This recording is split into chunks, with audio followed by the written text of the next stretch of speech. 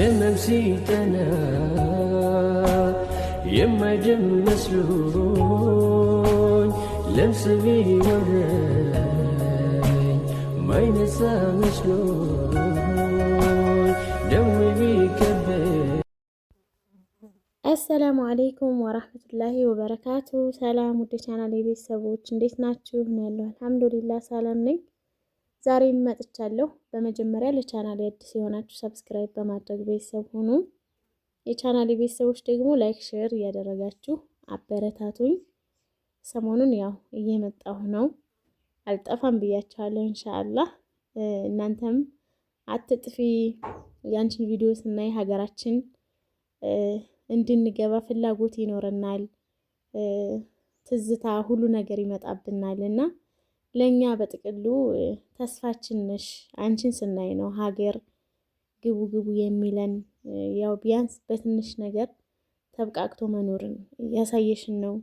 በትንሽ ነገር ሀገራችን ላይ ተረጋግተን መኖር እንድንችል እያደረግሽ እያሳየሽን ስለሆነ እባክሽን አትጥፊብን ብላችሁኛል ውድ እህቶቼ። እውነት ለመናገር እናንተ ብቻ ሳትሆኑ እኔም ከዩቱብ ስጠፋ ቅር ይለኛል፣ እውነቱን ስነግራችሁ ማለት ነው። እና ኢንሻአላህ ከዚህ በኋላ አልጠፋም። ግን ውድ እህቶቼ እኔ ጠንክሬ እንድሰራ የእናንተ እገዛ ያስፈልገኛል። እኔ ቪዲዮ ሰርቼ ስለቅ እይታ ከሌለው የመስራት ሞራሉ አይኖረኝም።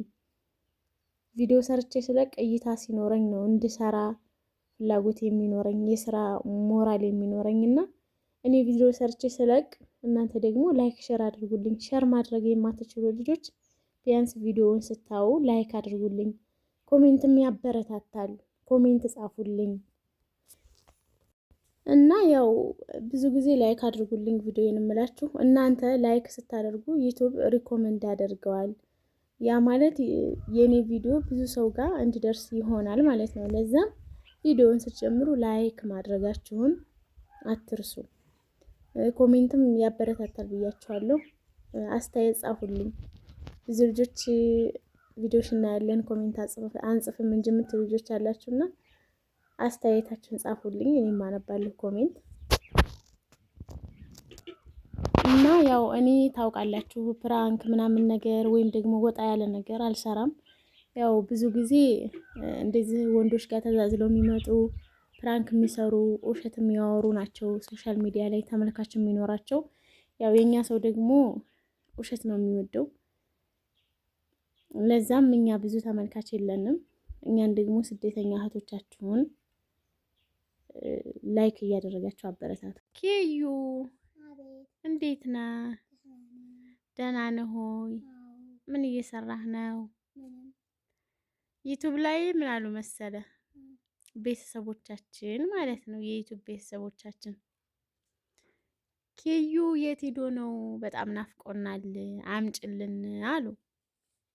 እሺ እኔ ያለሁ አልጠፋሁም። እናንተስ አላችሁ እንዴ? እና ያው ኪዩ የጠፋበት ምክንያት ፈተና ላይ ነበሩ። ፈተና ወጥረው ነበር። አሁን ፈተና ጨርሰዋል። ኪዩ እንዴት ነበር ፈተና? እክሲ ይገባብሃል ወይስ ደግሞ እየደፈንክ ነው? እየደፈንኩ ነው። ጎበዝ። ስንተኛ የምትወጣ ይመስልሃል? አንደኛ ደረጃ። ማሻአላህ። አንደኛ ከወጣህማ ሽልማት አለ። እሺ እና ያው ከዚህ በኋላ አይጠፋም ነው የምላችሁ። ኪዩን ያላችሁ እንግዲህ ዛሬ ኪዩን ይዤላችሁ ብቅ ብያለሁ።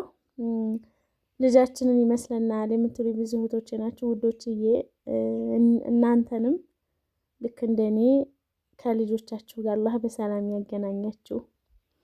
እናንተንም እነሱንም ባላችሁበት ጠብቆ የመገናኛችሁን ቀን ቅርብ አላህ ያድርግላችሁ ሁላችኋለሁ ውድ እህቶቼ። እውነት ለመናገር ልጅ ጋር ወልዶ መሰደድ ከባድ ነው፣ አያድርስ ነው ስላየሁት ማለት ነው። እንደኔ ከሆነ እኔ እንጃ ሳይወልዱ መሰደድ ይሻላል እንዴ እላለሁ አንዳንዴ። እና ልጅ ጥሎ መሄድ በጣም ከባድ ነው።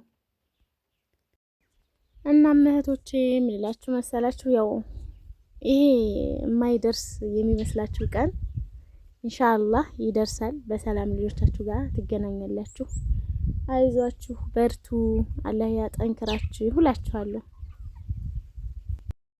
እና ደግሞ ከዚህ በፊት ስለ ልጄ ሳወራ ትዝ አለኝ የሆነ ኮሜንት አንብቤ ነበርና እስኪ ስለሱ ልንገራችሁ። ያያችሁትም ልጆች ልትኖሩ ትችላላችሁ እና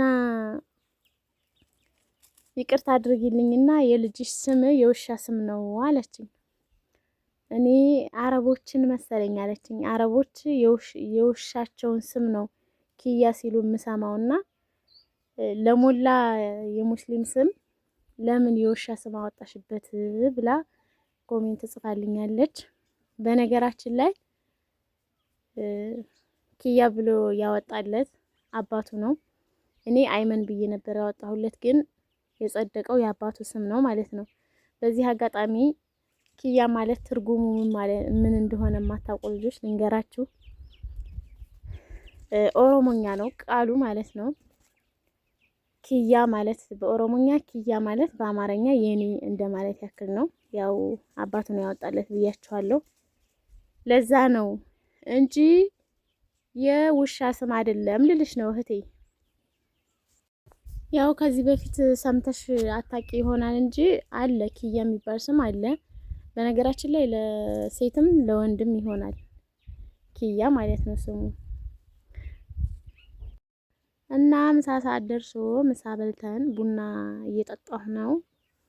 በዚህ ቤትሽ ተብቃቅተሽ መኖርሽ ማሻአላህ ደስ ያለሽ፣ አላህ ይጨምርልሽ የምትሉ ልጆች ብዙ ናችሁና ያው ቤት ትልቅ ቢሆን ምንም ጥቅም የለውም። ስንሞትም ደግሞ ተሸክመነው አንሄድም። ምን ቢያምር ምን ትልቅ ቢሆን ተሸክመነው አንሄድም። ይሄ የዱንያ ቤት ነው። የአኺራ ቤታችንን አላህ ያሳምርልን እላችኋለሁ። ያው ሰው ደግሞ ባለው ነገር ደስተኛ ሆኖ ነው መኖር ያለበት። ምክንያቱም የሌላ ሰው ብታዩት ደስተኛ ሆናችሁ መኖር አትችሉም። እና አልሐምዱሊላህ እኔ በቃ ተፈጥሮ የሆነው እንደዛ ነኝ። የሰው ነገር አያስቀናኝም። የራሴ ነገር ብቻ ነው የሚያስደስተኝ ማለት ነው። እና ውድ እህቶቼ እናንተንም አላህ ለዚህ ቀን ያብቃችሁ። የዛሬው ቪዲዮ ይሄን ይመስል ነበር። በሌላ በአዲስ ቪዲዮ እስከመጣ መልካም ጊዜ